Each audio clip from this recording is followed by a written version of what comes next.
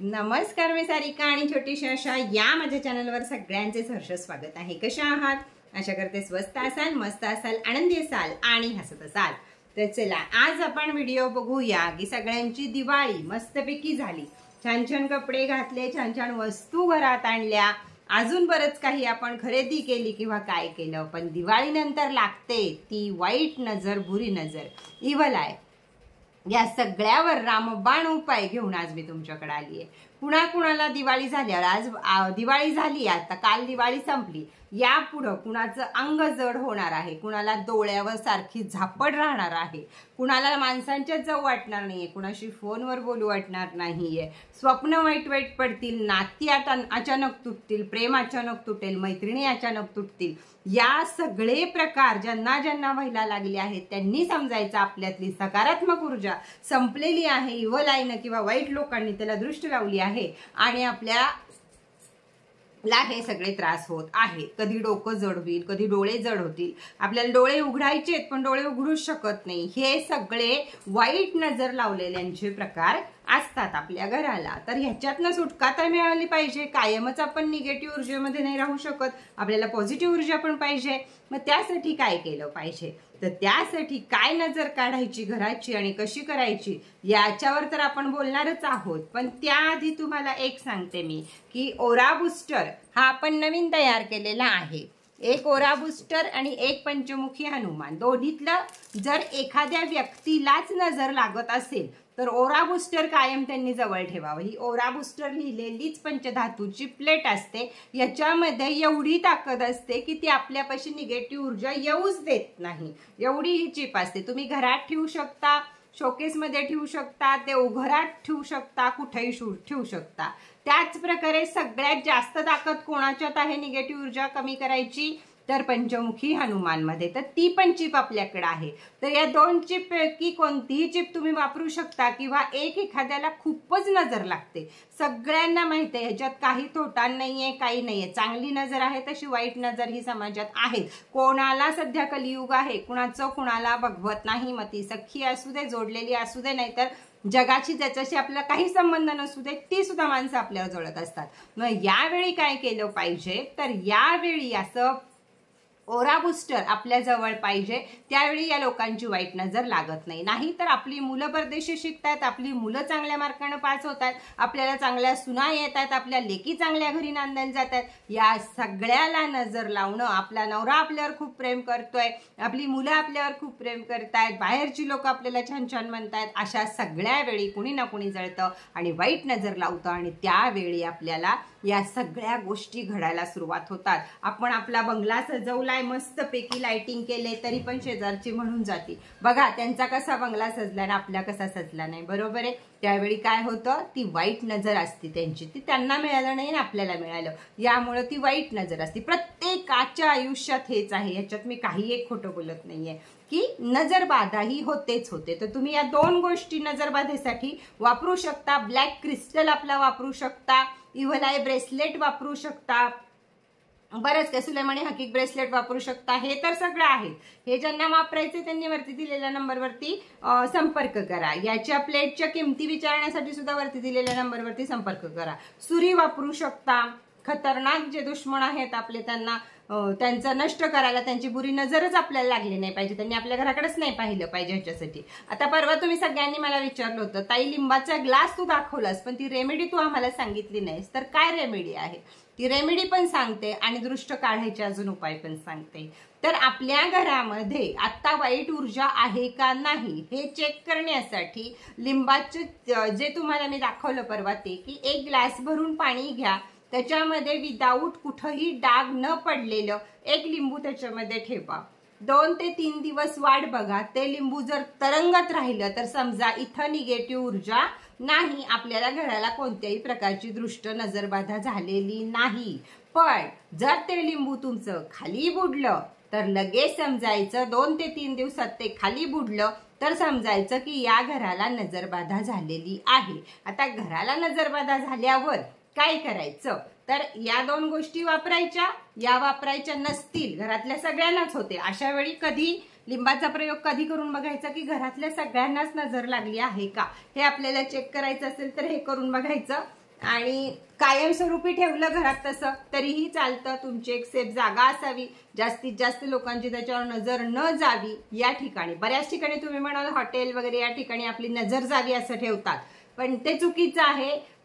काय होतं म्हणजे काही लोकांचं म्हणणं असं असतं की आपल्याकडे बघण्यापेक्षा त्याच्याकडे बघतील आणि त्यांची नजर तिथंच थांबेल असं होतं. पण शास्त्र ते नाही सांगत. शास्त्र सांगते की त्याच्यावर सुद्धा कुणाची नजर पडू नये. त्यावेळी सगळी निगेटिव्ह एनर्जी खेचून घेतली जाते. ज्याची त्याचे वेगळे प्रश्न आहेत. जे ज्याला पटत असेल दोन्ही योग्य आहे. तुम्ही लोकांच्या समोर पण ठेवू शकता, लोकांना लपवून पण ठेवू शकता. आपली आपली इच्छा. आपण कसं ठेवायचं, दुकानात ठेवू शकता, घरात ठेवू शकता. आता साधे सोपे उपाय सांगते तुम्हाला मी की या दिवाळीत लागलेला आपलं एवढी भरभराट झाली, आपलं एवढं सगळं चांगलं झालं आणि ह्याच्यातनं लागलेल्या नजरेवर आपण काय करायचं हे आता आपण बघूया. तर सगळ्यात पहिल्यांदा प्रोटेक्शन, तुमच्याकडे सॉल्ट असेल तर प्रोटेक्शन सॉल्ट, नसेल तर साधा आपल्या खाण्यातलं मीठ घालून स्वच्छ केरफरशी करून घ्यायची. दुसरी गोष्ट, घराच्या बाहेर तुम्ही अपार्टमेंटमध्ये राहत असला तर सोडून द्या हा विषय. घराच्या बाहेर चारी कोपऱ्यामध्ये तुरटीचे नाही तर मिठाचे खडे पुरायचे किंवा वाटीत किंवा कागदात ठेवायचे. घराच्या चारी दिशांच्या मीठ किंवा तुरटी किंवा थोडं मीठ थोडं तुरटी एकत्र करून जरी पुरलं तरी चालेल आणि नसेल तर कागदाच्या पुडीत ठेवलं तरीही चालेल. आता ज्यांना घराच्या बाहेर जागा नाही, जे अपार्टमेंटमध्ये राहतात, त्यांनी बरोबर 8 ते 10 दिवस किंवा शनिवार ते शनिवार असं केलं तरी चालेल. कधीही चालू करू शकता आणि कधीही संपवू शकता ही गोष्ट. तर घरातल्या घरात आपल्या चारी कोपऱ्यांमध्ये छोट्या छोट्या काचेच्या बाउलमध्ये किंवा मग पुडीमध्ये, पुडी केरात वगैरे नाही गेली पाहिजे म्हणून घराच्या आत ठेवायचं असेल तर छोट्या काचेच्या बाउलमध्ये थोडीशी तुरटी आणि थोडासा मिठाचा खडा हे चारी कोपऱ्यात ठेवून टाकायचं. घरामध्ये जेवढी निगेटिव्ह एनर्जी येईल ती त्याच्यामध्ये खेचली जाते. टॉयलेट बाथरूम मध्ये सुद्धा ठेवून टाकायचं आणि दर 15 दिवसानं हे मीठ बदलत राहायचं. हे सगळ्यांनाच माहिती आहे. त्याचबरोबर घरामध्ये हनुमान चालीसा जोराजोरात म्हणा.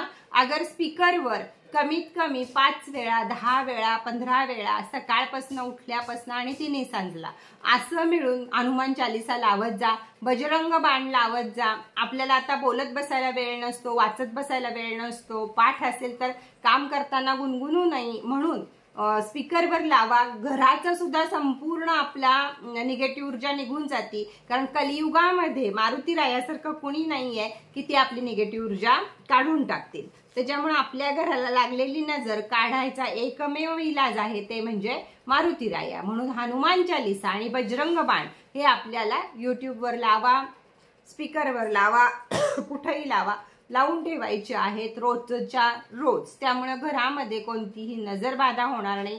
आता ह्याच्यामध्ये कुणाला आजार पण आलं, दिवाळीत खूप छान ड्रेस घातला, दिवाळीत खूप छान दिसत होती, सगळ्यांनी म्हटलं एवढी मुलगी छान दिसती, एवढा मुलगा छान दिसतो, एवढी तू छान दिसती, तुझा संसार एवढा छान, तुझं सोफा छान, तुझं हे छान, तुझं ते छान, हे सगळं चालू असतं पण ते आतनं सगळं घाण असतं. अशानं जर कुणी आजारी पडलं असेल तर कधी ना ऐकलेला रामबाण उपाय मी आता तुम्हाला सांगते. दृष्ट काढायची. कशानं काढायची? संध्याकाळी 7 वाजता दृष्ट काढायची.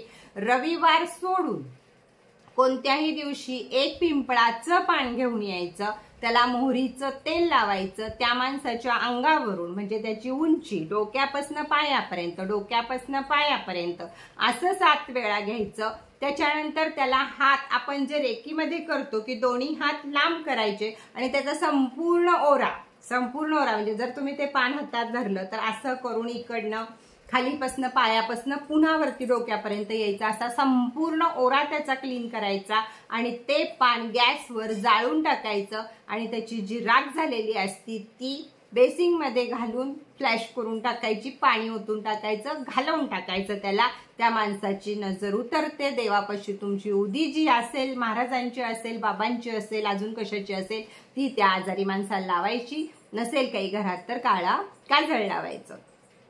1 दिवसामध्ये तुम्हाला फरक जाणवेल की ती आजारी पडलेली व्यक्ती एकदम. हा प्रयोग आहे 3 दिवसाचा. तुम्ही कधीही रविवार सोडून कधीही करू शकता. 3 दिवस ओळीनं केला तर त्या माणसाची संपूर्ण नजर उतरते आणि संपूर्णपणे. हा उपाय तुम्ही फक्त दिवाळीत लागलेली नजर अशी नाही, कधी कधी लहान मुलं प्रचंड रडतात, आपल्याला कळत नाही की ही का रडतात. आपल्यासारखी माणसं सुद्धा अचानक आजारी पडतात, कळत नाही झालं काय, मगाशी हसत होती ना आता एवढा ताप आला. कुणी पण असो, जेंट्स असतील, कुणीही असं होतं, त्यावेळी लगेच लक्षात आणायचं की मेडिकलची तर मदत घ्यायचीच आपल्याला, डॉक्टरांचा सल्ला हा अगदी महत्वाचा आहे, पण हे पण करणं अगदी महत्वाचं आहे की डॉक्टर गोळीनं ताप उतरवतात आणि आपण पण इकडनं या गोष्टी करायच्या. हे कुठलं थोतांड नाहीये किंवा काही नाहीये, पण हे खरं आहे, कलियुगामध्ये याची अत्यंत गरज आहे. तर चला, कसा वाटला तुम्हाला आजचा व्हिडिओ हे जरूर सांगा आणि छान छान कमेंट करा. परत भेटूया नवीन माहिती बरोबर, नवीन व्हिडिओ बरोबर.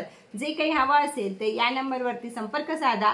मी आत्ता नाहीये, जेव्हा तुम्हाला हा व्हिडिओ मी सगळे करून आधी आलेली आहे, त्यामुळे मी आत्ता नाहीये, आले की तुमचे सगळे बघेल आणि तुम्हाला त्याच्यावर. त्याचप्रमाणे राशीची ब्रेसलेट मी फक्त 30 बनवलेली आहे, हे लक्षात घ्या. प्रत्येक राशीची 30च ब्रेसलेट बनवली आहेत. त्याचं जर बुकिंग फास्ट झालं तर दुसऱ्यांना ब्रेसलेट बनवायची का नाही याचा विचार केला जाईल. त्याच्यामुळं आणि या वर्षीची ब्रेसलेट अफलातून आहेत असं ना डोकं कुणाचं चाललं असेल, ना एवढा अभ्यास कुणी केला असेल. एवढा अभ्यास करून वर्षभर मी त्याच विषयाचा अभ्यास करते की पुढच्या वर्षी आपण आपल्या व्ह्यूअरला, आपल्या फॅमिलीला काय देऊ शकतो.